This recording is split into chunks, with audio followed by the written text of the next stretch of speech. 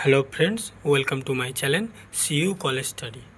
আজকে আমি আলোচনা করব কার্নোট সাইকেল যেটি সেকেন্ড সেমিস্টারের এবং ফোর্থ সেমিস্টারের অত্যন্ত গুরুত্বপূর্ণ একটি প্রশ্ন, যা 5 নম্বর এবং 3 নম্বরে আসে।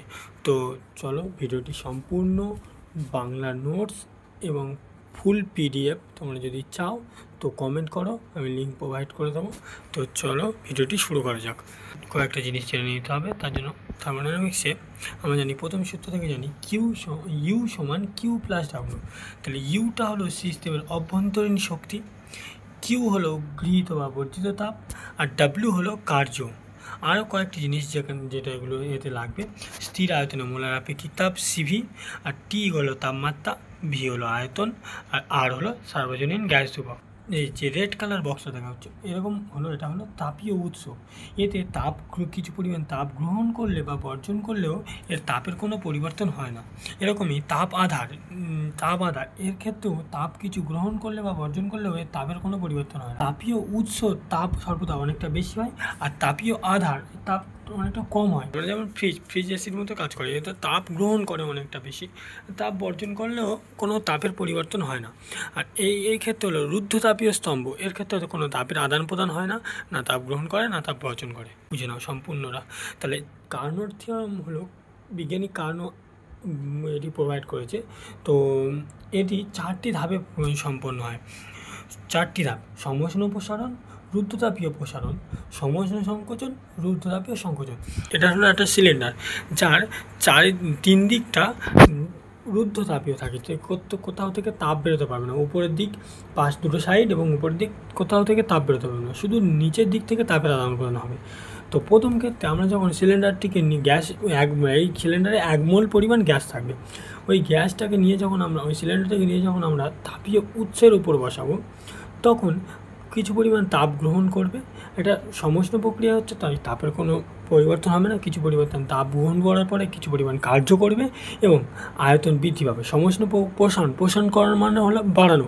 তাহলে প্রসারণ করলে কী হবে? আয়তন বৃদ্ধি পাবে এবং যখন আয়তন বাড়ানো হবে তখন চাপ কমে যাবে, ব্যাস। আর সমষ্ণ প্রক্রিয়ায় তার তাপমাত্রা সমান থাকবে। পরের ক্ষেত্রে কী করতে হবে?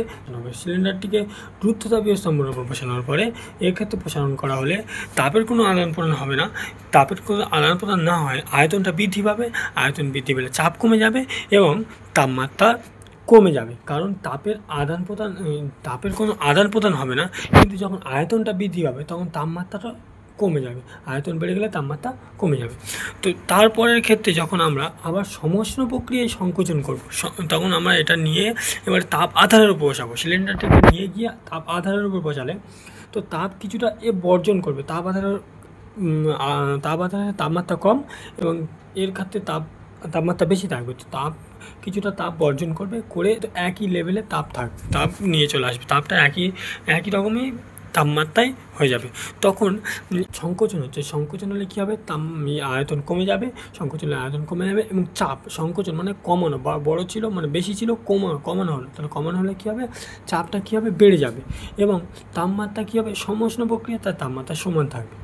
তারপরে ক্ষেত্রে সিলিন্ডারটিকে যখন আমরা নিয়ে গিয়ে 4 নম্বরে রুদ্ধতাপীয় স্তম্ভের উপর বসিয়ে আমরা আবার যখন সংকোচন করব, এক্ষেত্রেও তাপ কী হবে না, কতক্ষণ সংকোচন করবো? যতক্ষণ না এটা প্রথম অবস্থায় পূর্বের অবস্থায় ফিরে যায়, মানে তাপমাত্রা T1 হয়ে যাবে, T2 থেকে T1-এ যাবে, চাপ মানে তাপমাত্রা বেড়ে যাবে এবং চাপ কী হবে না, চাপও বেড়ে যাবে, বেড়ে প্রথম অবস্থায় চলে যাবে এবং আয়তনটা কী হয়ে যাবে? কমে গিয়ে প্রথম অবস্থায় চলে যাবে। তো এবার চলো থিওরিটা সম্পূর্ণ বুঝে নাও। তো কার্নোট সাইকেল মানে কার্নোট চক্র।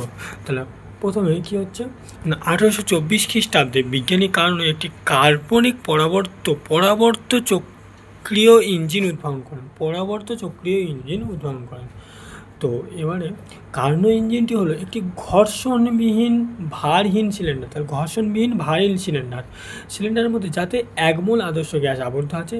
এই ইঞ্জিনটি 4টি ধাপে চক্রীয় প্রক্রিয়া সম্পন্ন হয়।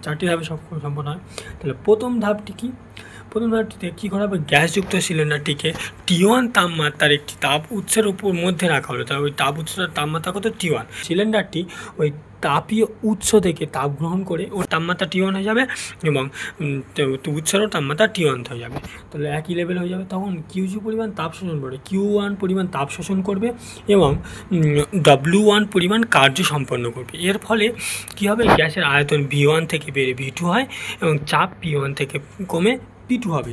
এবং যেহেতু সমস্ত প্রক্রিয়া স্থির তাপমাত্রা স্থির থাকবে, তাই কী হবে, ইউর মানটা, আন্তঃশক্তির মানটা 0 হবে। আমরা জানি ইউ সমান কিউ প্লাস ডাব্লিউ, তাহলে কিউ প্লাস ডাব্লিউ সমান 0 হয়ে যাবে। তাহলে কিউ সমান মানে শোষিত তাপ বা বর্জিত তাপ সমান মাইনাস ডাব্লিউ হয়ে যাবে কি। তাহলে এর ক্ষেত্রে এই পর্যায়ে কৃতকার্য কী হবে, কৃতকার্য কিউ সমান মাইনাস ডাব্লিউ, কৃতকার্য ডাব্লিউ কী হবে, ডাব্লিউর মানটা কী হবে না RT1 ln V2/V1। এখান থেকে ডাব্লুর মানটা কী হবে, নেগেটিভ হবে। আর আমরা জানি কিউ সমান মাইনাস ডাব্লু, আবার ডাব্লুর মানটা নেগেটিভ, কারণ সিস্টেম নিজে কাজ করছে। যখন সিস্টেম নিজে কাজ করে তখন কার্যর মানটা মাইনাস হয়, যখন সিস্টেমের উপরে কাজ করা হয় তখন ডাব্লুর মানটা পজিটিভ হয়। তাহলে প্রথম দুটো ক্ষেত্রে সিস্টেম নিজে কাজ করবে, এক্ষেত্রে মাইনাস হবে, আর শেষের দুটো ক্ষেত্রে সিস্টেম উপরে কাজ করা হবে তখন প্লাস হবে। তাহলে এক্ষেত্রে ডাব্লুর মানটা মাইনাস হওয়ার ক্ষেত্রে তাহলে মাইনাস ডাব্লু ইন্টু মাইনাস, তাহলে প্লাস হয়ে যাবে। তাহলে প্লাস এখানে RT1 ln V2/V1, V2/V1, ঠিক আছে। তো এবারে এক্ষেত্রে কী পরিবর্তন হয়েছে, P1 V1 T1 ছিল, এক্ষেত্রে হয়েছে P2 V2 T1। এবার দ্বিতীয় ধাপে কী হচ্ছে, এখন গ্যাস সিলিন্ডারটিকে তাপীয় উৎস থেকে সরিয়ে নিয়ে গিয়ে রুদ্ধতাপীয় অবস্থায় সম্প্রসারণ করা হলো। তাহলে রুদ্ধতাপীয় স্তম্ভের উপর বসিয়ে বা সম্প্রসারণ করানো হলো। এক্ষেত্রে আয়তন বেড়ে যাবে, আয়তন V2 থেকে V3 হবে ও চাপ P2 থেকে কমে যাবে গিয়ে P3 হয়ে যাবে। এক্ষেত্রে উষ্ণতা T1 থেকে কমে T2 হয়ে যাবে। তখন আয়তনটা বেড়ে যাবে, মানে জায়গাটা বেশি হয়ে যাবে, তখন তাপমাত্রা তো কমে যাবে। তো তাপমাত্রা কমে গেল, তাহলে T1 থেকে কমে T2 হয়ে গেল। এই ক্ষেত্রে কী হবে, শোষিত তাপ মানে কতটা তাপ শোষণ করছে, কোনো তাপের আদান প্রদান হয়নি, না শোষণ করছে না বর্জন করছে, তাহলে Q2 হবে 0 হবে। তাহলে আমরা আবার জানি ইউ সমান কিউ প্লাস ডাব্লু, তাহলে কিউ যদি 0 হয় তাহলে ইউ সমান ডাব্লু হয়ে যাবে, তাহলে ইউ সমান ডাব্লু। আবার আমরা জানি স্থির আয়তনে মোলার আপেক্ষিক তাপ সিভি সমান del U by del T, তাহলে del U by del T হলে তাহলে ডেল ইউ সমান সিভি ডেল টি, তাহলে সিভি ডেল টি, তাহলে টি মানে তাপমাত্রা আর ইউ মানে আন্তঃশক্তি, সিস্টেমের অভ্যন্তরীণ শক্তি। তাহলে টি মানে ডেল টি মানে কি, তাপমাত্রার পরিবর্তন। তাহলে ছিল কত আগে, তাপমাত্রা ছিল কি T1 পরিবর্তন হয়েছে যে T2, তাহলে আমার তাপমাত্রার পরিবর্তন কি T2 মাইনাস T1। তাহলে এবারে কী হবে না, ইউটা আমি কি বলেছি প্রথমেই বলে দিচ্ছি যে দুটো ক্ষেত্রে নেগেটিভ হবে ডাব্লুর মানটা, কারণ সিস্টেম নিজে কাজ করবে। তো W2 নেগেটিভ, এখান থেকে W2 negative minus W2 equals to কী হবে, সিভি T2 মাইনাস T1 গুণ করে দিলে কী হয়ে যাবে, W2 equals two CV T1 minus T2, তাহলে W2 সমান সিভি T1 মাইনাস T2। তো চলো এবারে তৃতীয় ধাপে কী হচ্ছে, এবার সিলিন্ডারটিকে T2 তাপমাত্রায়, মানে এখান থেকে দেখতে হবে যে T1 সবসময় গ্রেটার দেন T2 তাপমাত্রায় একটি তাপ আধার, যে তাপ আধারটা ছিল নীলমতো ওর উপরে বসানো হলো। তো ওর তাপমাত্রা সবসময় প্রাথমিক যে তাপীয় উৎস ওর থেকে কম হবে। তা এবারে আধারের মধ্যে রেখে আধারের মধ্যে রাখা হলো, রেখে সমষ্ণ অবস্থায় কি সংকোচন করানো, মানে কমানো হলো, যা ছিল তার থেকে কমানো হলে আয়তন কমে গেল, কিন্তু চাপটা বেড়ে যাবে, কমে গেলে চাপ বেড়ে গেলো। আর এটা সমষ্ণ প্রক্রিয়া, T2 ছিল T2ই থাকবে। এবং তাহলে এক্ষেত্রে Q3 পরিমাণ তাপ বর্জন করবে, কারণ কী হবে, যখন সংকোচন মানে সমষ্ণ প্রক্রিয়া তখন কী হবে, তাপের আদান প্রদান হবে, সিলিন্ডারে তাপ বেশি ছিল ও তাপটা বর্জন করবে সে না এই তাপীয় আধারের মধ্যে তাপ বর্জন করবে, Q3 পরিমাণ তাপ বর্জন করবে। একইভাবে এক্ষেত্রে আন্তঃশক্তির মানটা 0 হবে, মানে ডেল ইউর মানটা 0 হবে। যখন ডেল ইউর মানটা 0 হবে তখন কী হবে, কিউ প্লাস ডাব্লু সমান 0 হয়ে যাবে, তাহলে কিউ মাইনাস কিউ সমান ডাব্লু। তাহলে এখানে ডাব্লুর মানটা কী হবে, পজিটিভ হবে, কারণ সিস্টেমের উপরে কার্য করা হয়েছে, মানে আমরা নিচের দিকে সংকোচন করছি, আমরা সিস্টেমের উপরে কাজ করেছি। তো RT2 ln V4/V3 হবে। তো এবারে চতুর্থ ক্ষেত্রে কী হবে, এখন সিলিন্ডারটিকে তাপ আধার থেকে সরিয়ে নিয়ে রুদ্ধতাপীয় অবস্থায় সংকোচন করা হলো। কতক্ষণ সংকোচন করানো, যতক্ষণ না সেটি প্রথম অবস্থায়, মানে আয়তন V1 চাপ P1 এবং T1 তাপমাত্রা T1 ফিরে আনা যায়। এক্ষেত্রে কী হবে, আয়তন কমে যাবে, চাপটা কী হবে, বেড়ে যাবে, কারণ চাপটা বেড়ে যাচ্ছে, কারণ সংকোচন করা হচ্ছে, তাপমাত্রাও বেড়ে যাবে, গিয়ে আগের অবস্থায় ফিরে যাবে। এই ক্ষেত্রে বর্জিত তাপ, কোনো তাপের বর্জন হবে না, কারণ রুদ্ধতাপীয় প্রক্রিয়া হবে, তাহলে এটা কিউব হয়ে 0 হবে। তাহলে এক্ষেত্রে ডেল ইউ সমান ডাব্লু, তাহলে আমরা আবার ডাব্লু সমান ইউ সমান জানি সিভি ডেল টি, তাহলে ডাব্লু সমান সিভি, ডাব্লু সমান সিভি T1 মাইনাস T2। তো চলো এইবারে এইটা বোঝার আগে, এর আগে এইটা, এবারে আমাদের কী হবে, কিউ টোটাল মানে মোট কার্য কী হয়েছে, প্রথম ক্ষেত্রে কার্য, দ্বিতীয় ক্ষেত্রে কার্য, তৃতীয় ক্ষেত্রে কার্য, চতুর্থ ক্ষেত্রে। তাহলে প্রথম ক্ষেত্রে দুটো ক্ষেত্রে কার্য নেগেটিভ, প্রথমে বলে দিয়েছি, তাহলে দুটো নেগেটিভ, তারপরে কি পজিটিভ, তারপরে পজিটিভ। তাহলে প্রথম ক্ষেত্রে কার্যটা আমরা কী জানিস, ডাব্লু সমান মাইনাস RT1, এইটা আবার মাইনাস ডাব্লু সমান, তাহলে কী হবে মাইনাস ডাব্লু সমান, তাহলে মাইনাসটা গুণ হয়ে গিয়ে RT1 ln V2 by V1 হয়ে যাবে। আর সেকেন্ড ক্ষেত্রে কী হয়েছিল, আমরা মাইনাস ডাব্লু2 সমান CV T2 মাইনাস T1 ছিল। এবারে মাইনাস ডাব্লু2 জায়গায় আমরা মাইনাসটা ওপারে গুণ করে দিয়েছিলাম, তো তখন CV T1 মাইনাস T2 হয়ে গেছিলো, ওই জন্য এখানে মাইনাসটা আবার বসবে। তাহলে এবারে কি CV T1 minus T2 plus, তৃতীয় ক্ষেত্রে কী ছিল, RT2 ln V4 by V3 plus, আর চতুর্থ ক্ষেত্রে কী ছিল, CV T1 মাইনাস T2। এবার CV T1 মাইনাস T2 আর CV T1 মাইনাস T2 কেটে যাবে, গিয়ে এইখানে এইটা পড়ে থাকবে যে RT1 ln V2 by V1 plus RT2 ln, তোমরা এটা বলতে পারো যে V4 বাই V3টা আমরা কীভাবে V1 বাই V2 লিখেছি। তো এটার জন্য তোমাদের আগের পেজটা দেখতে হবে। এইখানে কি আছে, এখানে এখন দেখো রুদ্ধতাপীয় পরিবর্তনের ক্ষেত্রে আমরা জানি কি T1 V2 to the power gamma minus 1, যেখানে তাপমাত্রার পরিবর্তন হচ্ছে দুটো ক্ষেত্রে, মানে সেকেন্ড নম্বর ক্ষেত্রে থেকে যখন আমরা 3 নম্বর ক্ষেত্রে গেছি, আবার যখন 4 নম্বর ক্ষেত্রে থেকে প্রথম অবস্থায় ফিরেছি, তার সেকেন্ড নম্বর ক্ষেত্রে আয়তন ছিল V2 আর 3 নম্বর ক্ষেত্রে আয়তন ছিল V3। T1 ছিল আর আয়তন ছিল V2, তাহলে T1 V2 to the power gamma minus 1 হয়েছে কি পরিবর্তন হয়েছে T2 V3 to the power gamma minus 1। তাহলে এইখান থেকে আমরা বলতে পারি T1 by T2 equals to V3 by V2 whole to the power gamma minus 1। একই ক্ষেত্রে 4 নম্বর আর 1 নম্বরের ক্ষেত্রে কী হয়েছে, T1 V1 to the power gamma minus 1 সমান T2 V4 to the power gamma minus 1। এখান থেকে আমরা বলতে পারি যে T1 by T2 equals two V4 by V1 এর whole to the power gamma minus 1। এবার এই দুটো থেকে ইকুয়াল করে, এই দুটো সমীকরণ ইকুয়াল করে আমরা বলতে পারি, আর গামাটা কি, রুদ্ধতাপীয় প্রক্রিয়ায় দুটি আপেক্ষিক তাপের মধ্যে তাপের অনুপাত, সিপি আর সিবির মধ্যে অনুপাত। এবার এই দুটো সমীকরণ ইকুয়াল করে আমরা বলতে পারি যে V3 বাই V2 সমান V4 বাই V1। তাহলে এইটা থেকে আমরা বলতে পারি যে V2 by V1 equals to V3 by V4। এই মানটা নিয়ে গিয়ে আমরা এখানে বসাবো।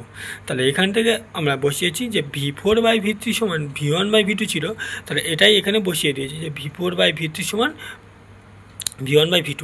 এবারে V1 বাই V2টা যখন একই রকম V2 বাই V1 করবো, তখন এখানে একটা মাইনাস চলে আসবে, কারণ লগ A বাই বি সমান আমরা করতে পারি মাইনাস লগ বি বাই এ। তাহলে যখন ওটা উল্টে দেবো তখন একটা মাইনাস চলে আসে, তাহলে ওটা মাইনাস চলে এসছে। তাহলে এবারে আমরা কী করবো, আর ln V2 বাই V1টা কমন নিলে T1 মাইনাস T2 থেকে যাবে। এটা হলো মোট কার্য, টোটাল কার্য। এবারে আমরা মেন কার্য হলো কর্মদক্ষতা নির্ণয়। কর্মদক্ষতা নির্ণয় করার জন্য আমাদের কী লাগবে, ইঞ্জিনের কর্মদক্ষতা। এই হলো লাস্ট। তাহলে ইঞ্জিনের কর্মদক্ষতা সমান মোট কার্য বাই গৃহীত তাপ। গৃহীত তাপ একমাত্র তাপ গ্রহণ হয়েছে প্রথম পর্যায়ে, তাহলে গৃহীত তাপ কী ছিল, RT1 ln V2 by V1, এটা হলো গৃহীত তাপ। আর মোট কার্য আমরা এক্ষুনি কী বের করলাম, মোট কার্য সমান R ln V2 by V1 into T1 minus T2। তাহলে এটা এখানে বসিয়ে দেবো, আর T1 minus T2 ln V2 by V1। এবার আর ln V2 বাই V1 এটা কেটে যাবে, আর উপরেগুলো কেটে যাবে, গিয়ে থাকবে কি T1 minus T2 by T1। তাহলে এটা থাকলো। তাহলে এখান থেকে আমরা বলতে পারি কর্মদক্ষতা সমান 1 মাইনাস T2 বাই T1। তাহলে এটাই হলো তোমাদের কর্মদক্ষতার সমীকরণ। তাহলে এই ক্ষেত্রে T2 এর মান 0 হলে, যদি T2 এর মানটা আমি 0 করি, তাহলে উপরটা ওটা 0 হয়ে যাবে, এই টার্মটা T2 বাই T1 টার্মটা 0 হয়ে যাবে, গেলে কর্মদক্ষতা সমান 1 হবে। কিন্তু এটা কখনোই সম্ভব নয়, কারণ কি, যদি T2-র মান 0 হয়, তাহলে সম্পূর্ণ তাপ আমরা যেটা দেবো, সম্পূর্ণ যদি কোনো ইঞ্জিনে তাপ দিই, তাহলে সেটা সম্পূর্ণ কী হবে না, কার্যে রূপান্তরিত হবে। কিন্তু এটা কখনোই সম্ভব নয়। তাই T2 এর মান কখনো 0 হবে না, মানে 0 হবে না। তাই কার্নো ইঞ্জিনের কর্মদক্ষতা সর্বদা 1 অপেক্ষা কম হয়। তো এইভাবেও প্রশ্ন আসতে পারে যে কার্নো ইঞ্জিনের কর্মদক্ষতা কখনোই 1 অপেক্ষা বেশি হয় না, প্রমাণ করো, বা 1 অপেক্ষা কম হয়, প্রমাণ করো। তখন যদি ওটা 2 নম্বরে থাকে তখন শুধু এইখান থেকে ইঞ্জিনের কর্মদক্ষতা বলে এইটুকুনি প্রমাণ করে দিলে 2 নম্বরে দিয়ে দেবে।